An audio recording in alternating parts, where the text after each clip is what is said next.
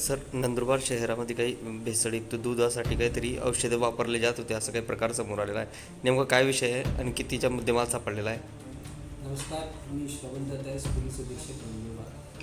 आज नंदुरबार शहर हद्दीत एक गोपनीय बातमीदार माध्यमातून एक अशी बातमी मिळाली होती की दूध देणारे जनावर यांना एक रसायन मिश्रण इंजेक्शन रूपाने देऊन त्या जनावराची जे दूध देण्याची क्षमता आहे ते वाढवून जास्त दूध ड्रॉ करण्याचा एक प्रकार चालू होता.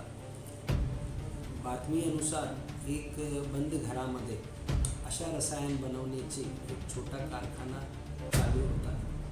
तर आज पोलिसांनी, नंदुरबार शहर पोलीस त्याचबरोबर स्थानिक गुन्हे शाखाचे अधिकारी व अंमलदार यांनी या कारखान्यावर धाड टाकून तिथे जे उपस्थित आरोपी आहे आणि ते रसायनचे जे बॉक्सेस आहेत आणि त्यांना बनवण्यासाठी जो रॉ मटेरियल लागतो, त्याचबरोबर ऑलरेडी बनवून ठेवलेले जे काही रसायन आहे, इंजेक्शनची बॉटल्स आहेत, ते हस्तगत करण्यात आले. यामध्ये एकूण जवळपास 18 लाख रुपयांच्या किमतीच्या जे रसायन आहे, त्यामध्ये बनवलेलं रसायन त्याचबरोबर रॉ मटेरियल असा जप्त करण्यात आलेला आहे.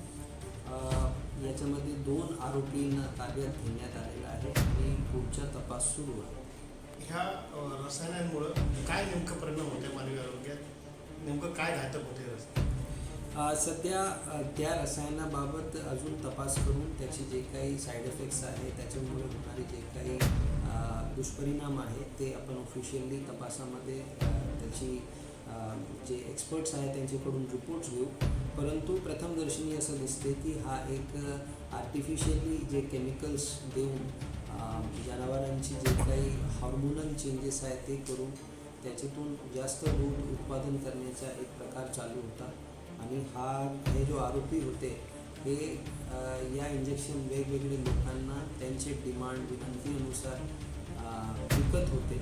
आणि याच्यामुळे जे काही दूध देणारा जनावर आहे त्याच्यामध्ये जे काही चेंजेस होतात, त्याचबरोबर जे काही येणारी उत्पादन आहे दुधाची, ती सुद्धा अडल्ट्रेटेड असण्याची पूर्ण शक्यता असल्याने याच्यामध्ये जे अडल्ट्रेशन ऑफ फूड या कलम अंतर्गत आपण गुन्हा दाखल करून पुढचा तपास करत आहोत.